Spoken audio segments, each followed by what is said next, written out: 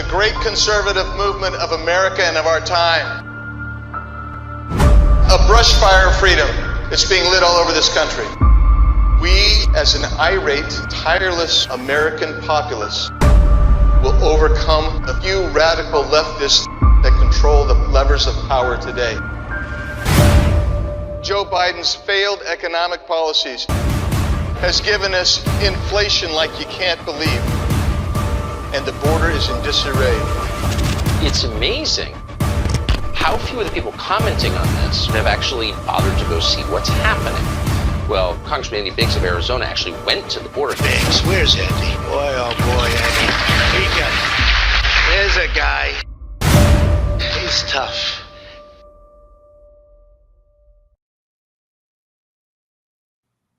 Hello, everyone. Welcome to another one of my semi-regular editions of my podcast called What's the Biggs Idea?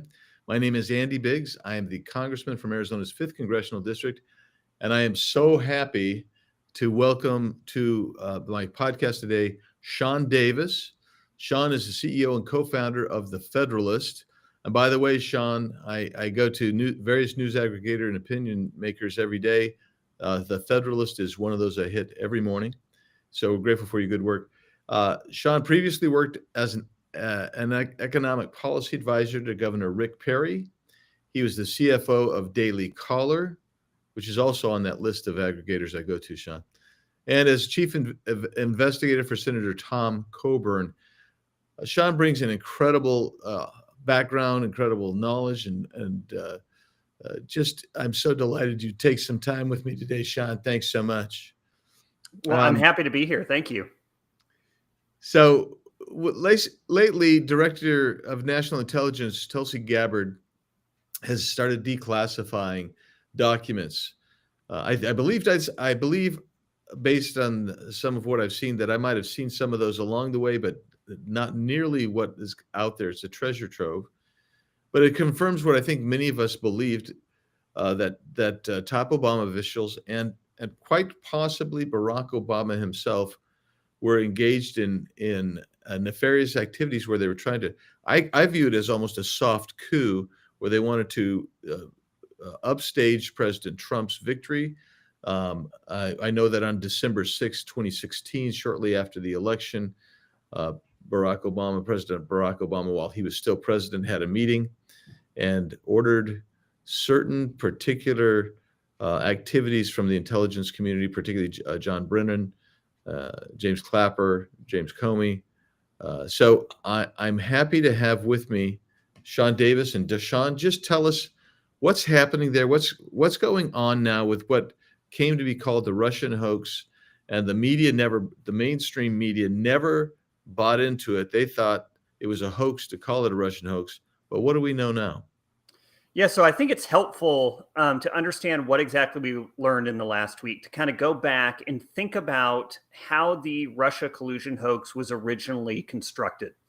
And there were two main pillars to this building that was the Russia collusion hoax. The first main pillar was that Russia meddled in the election in 2016 because it wanted Trump to win and Hillary Clinton to lose. The second pillar was that Trump colluded with those Russians to steal the election from Hillary Clinton. So when we were talking for years and years about the Russia collusion hoax, we were generally focused on that second pillar, whether Trump colluded or didn't collude. We know there was no evidence for it whatsoever. Robert Mueller, former FBI director, was tapped as a special counsel, and he found nothing after many years and tens of millions of dollars. So we knew that second pillar was bunk. But what we got last week was definitive evidence and proof that first pillar, the idea that Russia meddled to help Trump, that actually was false. And not only was it false, the intel chiefs knew it was false. They ignored warnings from their own intel pros, their own intel experts, that it was false. And they even went out of their way to omit known facts that contradicted the claim. So not only was it not true, we know it was false because they had evidence actually that, Russia, they didn't really care who won. They very much believed Hillary Clinton was going to win. They wanted to sow chaos, and they thought, maybe we can damage her a little bit on the way in. But it's fascinating now knowing what we know from this major declassified document release from Tulsa, that the entire basis for all of the Russia nonsense from the beginning was false, and they knew it was false. Well, so you mentioned something there that I have thought was very interesting, and it's what I call exculpatory evidence. So if I'm a prosecutor, for instance, and I have knowledge of things that would actually tend to show that somebody was not guilty, had not committed a crime, I would be required to disclose that. Failure to do so would actually cause a dismissal of the case, perhaps, and perhaps even attorney sanctions or something higher. You just outlined the fact that our intelligence community leaders were given ostensibly what I'm calling exculpatory evidence, or things that would otherwise undermine their theory of what was happening, and they were told to suppress it. Who told them to suppress it, and how come? That's a great question. So it was actually John Brennan who told them to suppress it. So we find out in this new document that was declassified that the entire basis of the claim that Russia wanted Trump to win was a fragment of a single sentence in an unsourced piece of intelligence that when Brennan demanded it go in, one of the intel experts said at the time, 5 people have looked at this. They've interpreted it 5 different ways. In this particular fragment came from, I think, early July of 2016. Trump was not yet the nominee. If you can transplant yourself back in time to pre-RNC 2016, Trump had gotten the most votes, but it was not a certainty that he was actually going to be the nominee. There was lots of maneuvering. There was talk of an open convention. Ted Cruz from Senate, who came in second in that race, was kind of intimating that he might try to block the nomination. And the snippet of this fragment that became the basis said something that, to the extent of Putin was counting on Trump winning. And they extrapolated that to mean that Putin wanted Trump to win in the general election, when the actual context would suggest, no, he assumed that Trump was going to win the nomination and become the nominee. And then further, we know that the Russians said in intel that was not included that they were actually worried about Republicans winning. Republicans and conservatives had tended to be anti-conservative. And furthermore, we knew they had significant derogatory information about Hillary Clinton that if they had wanted her to lose, they certainly would have released in the run-up to the election, including claims that she was mentally unwell, that she was having outbursts and mental fits and breakdowns, that she was on a regular diet of tranquilizers to keep her in a state where she could be on television and not look like a Looney Tune. If Russia wanted Trump to win, that seems like stuff that they would have released, and they never did. And the intel community knew this, and they never disclosed it. In fact, when Brennan was told not to include stuff from the bogus Steele dossier, he overruled it, said it's going to go in, and said, hey, doesn't it ring true? Because that's what we want from an intel chief. We don't want to know whether things are true. We want to know whether they ring true according to some sort of presumption of guilt of someone you don't like. Yeah, I mean, that I thought was particularly a damning statement against John Brennan when he said, doesn't it ring true? Because, when you think about it, that reveals exactly what you described, that he had a bias that said, I don't care what is true.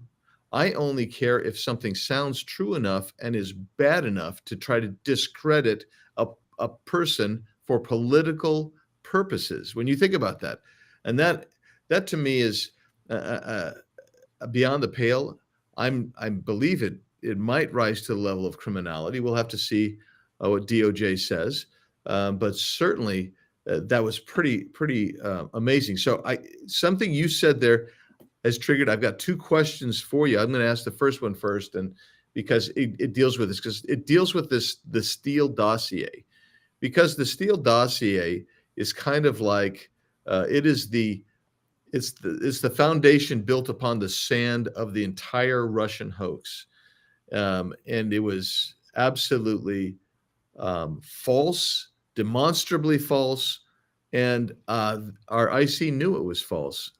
Tell us about the Steele dossier, its role in the Russia hoax, and how people like Clapper, Comey, and Brennan, and then you get the underlings like McCabe and Strzok, and those all building on something that even Strzok knew was not true, and in his his ethical, moral challenged personality, even he, I think, was a little bit reluctant to go forward with using the Steele dossier. So tell us about that, Sean.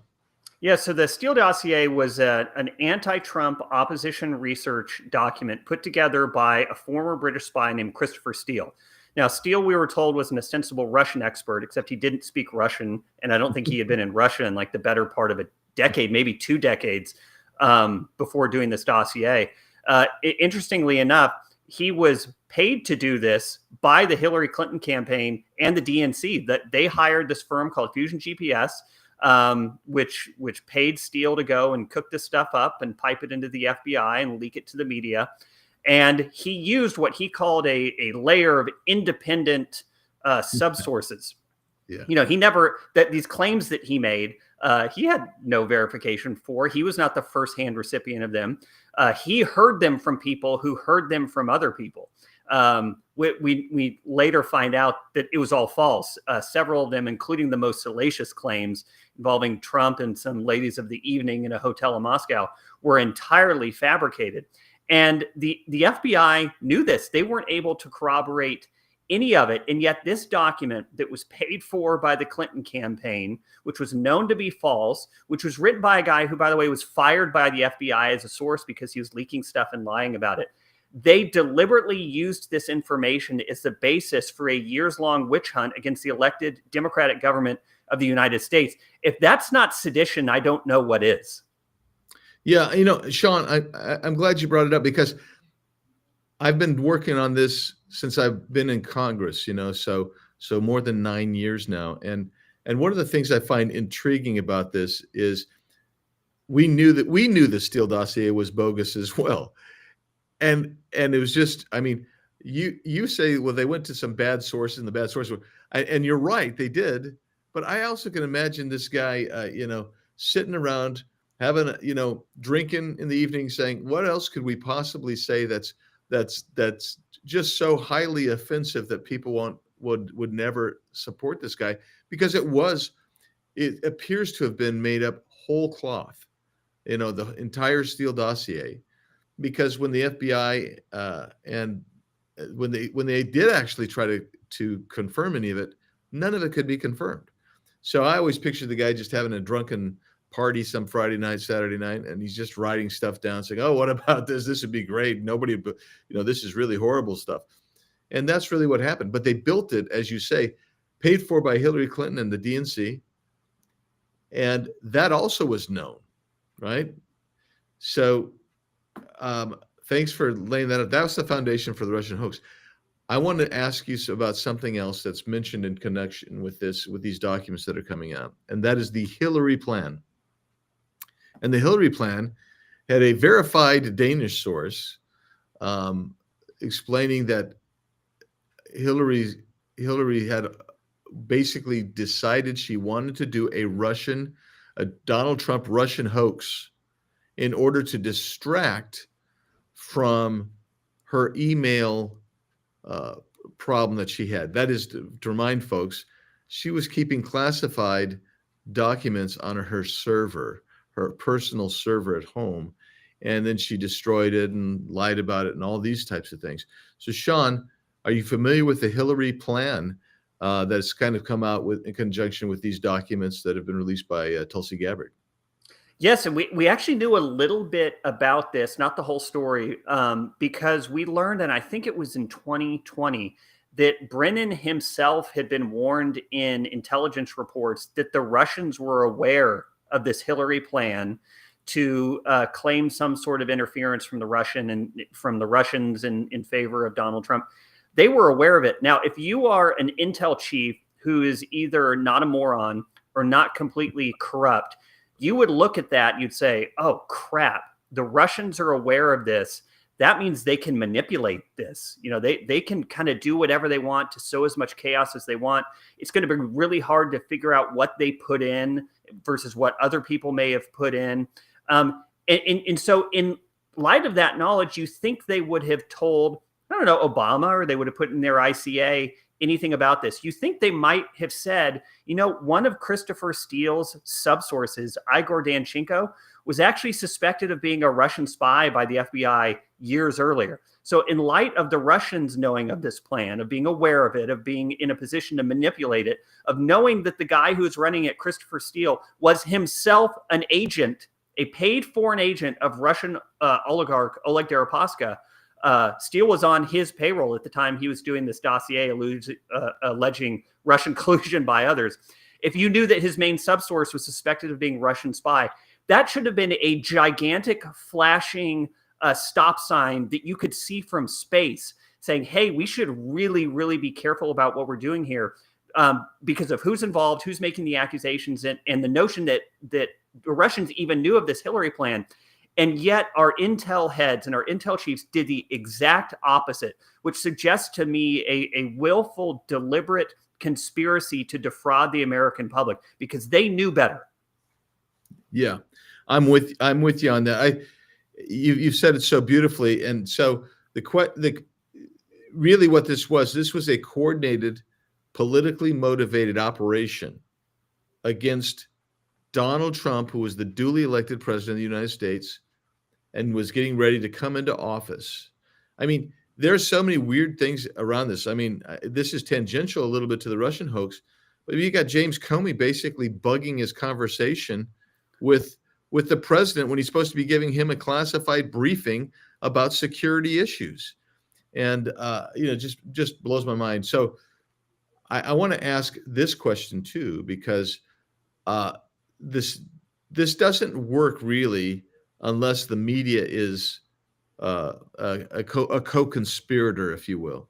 So tell us about the media's role in the Russia hoax. Yeah, the media actually had an integral role. It couldn't have been pulled off without the willful help from a corrupt media. And we're talking about the Steele dossier. I'll give it a good example of this here. Christopher Steele cooks up all this nonsense. It's paid for by the Hillary Clinton campaign and the DNC. And he says, kind of thinks to himself, I've got to get this to the FBI, but they're going to need to have some sort of verification of it. So I'm going to give it to them. And so that'll be one source. And then I'm going to go leak it to several news outlets. And then it'll be in the news outlets. And then the FBI can look at those news outlets and say, oh, wow, it's been corroborated in the media. Now, if that sounds outlandish, I'm sorry, because that's actually what happened. That is actually the basis for several FISA warrants to spy on people who were in Trump's orbit. The whole Carter Page FISA warrant said that the Steele dossier was corroborated by news reports that were sourced to Christopher Steele.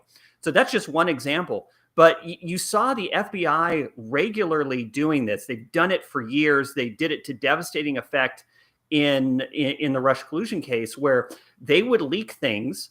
It would get reported in the Washington Post or CNN or the New York Times, MSNBC, and then they would use that stuff that they leaked as the basis for further investigation. They would use their own leaks, and they wouldn't disclose this. They would use their own leaks as predicates for getting more authority to do more invasive investigation and even spying on people they didn't like.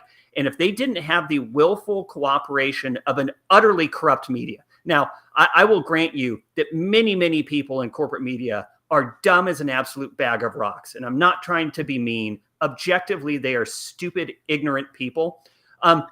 But that's not a get out of jail free card, because a lot of them were absolutely complicit. They knew the little game they were playing. They knew they were being fed lies, but because they also knew what an important role they were playing, they went along with it. And I'll tell you what, those people need to be held accountable as well, because, the First Amendment, the freedom of the press, doesn't give you a right to murder people, doesn't give you a right to libel. It's not a magical get out of jail free card. With rights come responsibilities. And the people who were engaged in this coup, and it was a coup against the elected government, whether in the government or outside in the media, they need to be held accountable. Because if you don't have rule of law, you have chaos. And if you have chaos, this whole system comes crumbling down. Right on. I agree with everything you said just there. I mean, that is amazing stuff. And so I want to ask you this question because you've mentioned sedition, you've mentioned coup. I've talked about a soft coup. So I want to ask this because I think American people want to know this. I know that there's other issues that have to have similar consequences and reviews and transparency. But I want to ask about this as we're talking about the Russia hoax. I believe there was a soft coup going on there. What do you think the consequences should be for anyone who was complicit in the soft coup? People have to go to prison. People have to go to prison. I've been saying this for nearly 8 years. If you were allowed to perpetrate this type of crime, which is one of the biggest political scandals in American history, with impunity, it is going to happen again and again and again. I said this in 2018. I said it in 2020. And it's interesting. As soon as the collusion hoax died, and it died the day that Robert Mueller testified, I think in the House, and it was apparent he was clueless. He didn't know a thing. And even though he had this massive army of prosecutors and an endless budget, he didn't find any evidence of anything. Everyone knew then that it was nonsense. The very next day, which is when Adam Schiff and congressional Democrats launched the Ukraine impeachment coup. And you know what? That was a bunch of nonsense. And no one was held accountable for that. So you know what came after that? We had COVID. We had our own intel agencies lying about their own complicity in illegally doing gain of function and weaponizing viruses. They lied about the source of the virus. Nothing happened to them then. So what do you do next? Oh, you use the virus as an excuse to go completely change election rules against the law, rig an election, to censor companies, to censor people's speech. Nothing happened with them there. So what do they do at that point? They go and they raid Trump's home to get back. By the way, when they raided Trump's home at Mar-a-Lago, they were trying to get these documents that came out last week. So that ought to tell you how scared they were about their complicity in the Russia collusion hoax. So they go and they raid Trump's home. They try to throw him in prison. They try to get him convicted to where he would have died in prison had they gotten their way. They denied him Secret Service funding for his protection, so he gets shot in the head and nearly murdered on live TV. All of this happened because not one person went to prison for what they did with the Russia collusion hoax. So if we actually want a functioning republic where our votes matter, where the rule of law matters, people have to go to prison. I couldn't say it any better than that. I agree with you 100%. And I want to throw a little bit more, a different kind of gas on this fire, because you touched on it. We're talking the Carter Page case, and you talked about FISA, Foreign Intelligence Surveillance Act.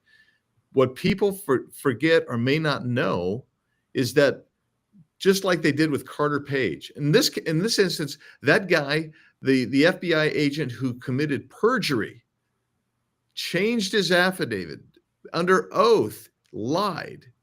He was prosecuted, and now he's back to practicing law. And that just, to me, is unbelievable stuff. The FBI basically had millions upon millions of illegal searches using their FISA procedures.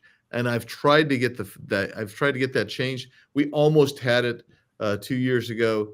It ended up with a tie vote, and sad to say, it would have actually changed the FISA program. But that's coming back up again next year. So you watch, Sean.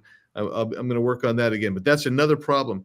But it gets to this whole thing of what you're talking about, and so at least it's a great segue when you're talking about people have to go to jail. So James Comer of Kentucky Oversight Committee, upon which I sit, we've been attending this the cover of Joe Biden's mental decline while he was in office, and so I mean, I will tell you, as a guy who'd seen Joe Biden in action before he actually ran for president, I thought he was in decline when he was campaigning in 2020. So if you can, tell us what top officials, aides, or media allies have played a part in suppressing the truth about Biden's decline. Yeah, that's been a fascinating story. You didn't need a doctorate in neurology or a residency in that to look at Biden. Sean, it's unlike determining what a female is, where you apparently need a biologist. You don't need that to see somebody's in mentally cognitive decline. Yeah, and I think probably most people have had a loved one or a family member who's gone through Alzheimer's or severe dementia. The signs are obvious, especially at a later stage. So everyone knew Joe Biden was not all the way there. Now, it doesn't mean he was not there 100% of the time, 24/7. I'm sure he had times of lucidity and moments where he was present and knew what he was doing. But we all saw in that debate, those were probably few and far between. And so then the question becomes, if we have a president who's non-compos mentis, who's actually executing the powers of the presidency? Who's executing the authority of that office? And I was fascinated by a New York Times article that came out in the last couple weeks related to this investigation into the cabal of people kind of running his presidency, where you had aides finally admit in the paper of record that, oh yeah, we actually did change some things that Joe Biden allegedly signed off on, like a bunch of these clemency grants and commutations and pardons.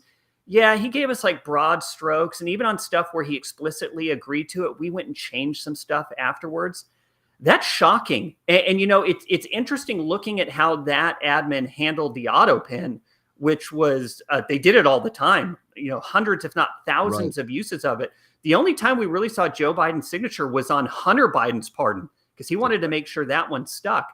But if you talk to people who were around for the Bush administration in the early 2000s, they had a very significant debates internally about whether the auto pen was even legal, to the point that George Bush would fly back in the middle of the night on Air Force One to sign something before it expired, because you have a certain amount of time after Congress passes a bill that you have to sign something.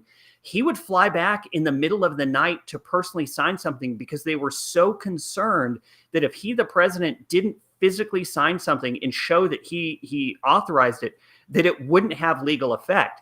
And yet we had the Biden administration, due to Joe Biden's mental infirmities, using the auto pen like a bunch of people hooked on crack. It's crazy. And now they're all taking the Fifth Amendment. Yeah, I know. I've been in some of those depositions and interviews, Sean, and they're taking the Fifth, and we're out of time, so I got to leave it there. But I would just say this: similar to the Russian hoax, what happened here was absolutely an abuse of power.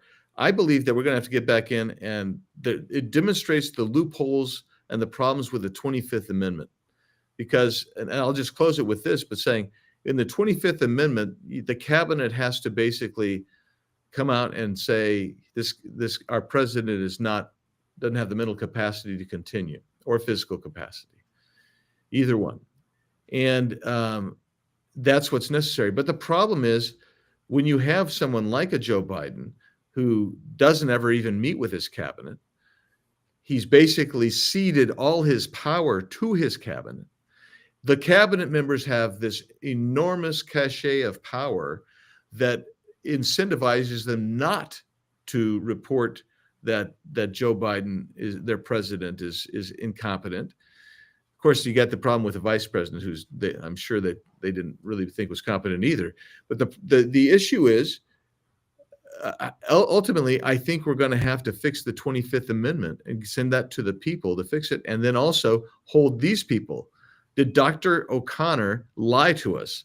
I mean, we were lucky to get his name out of him at the deposition. I mean, everything else is just the Fifth Amendment. So, lot on our plate to try to fix up with just these two issues. And there's a lot going on, but you're right. It gets back to the point you made. I love the point you made, that if we don't hold some of these people accountable, you will undermine the rule of law. And if you undermine the rule of law, you cannot sustain freedom. The founders understood that very clearly, and that's why we have the rule of law. So I'm sorry, Sean, I'll give you the last word. I'll give you 30 seconds on the last word. Well, thank you. Yeah, rules matter and the laws matter. We talk about the importance of rule of law versus rule of men. And if you have unequal application of the law, if you have unequal prosecution of the law, you don't really have the rule of law. You have rule of men. And it's why oversight and accountability are so important, where it doesn't matter if you're on the right or on the left. If you broke the law, you have to be held accountable to it. And if we don't have that, we don't really have a democratic republic in the system.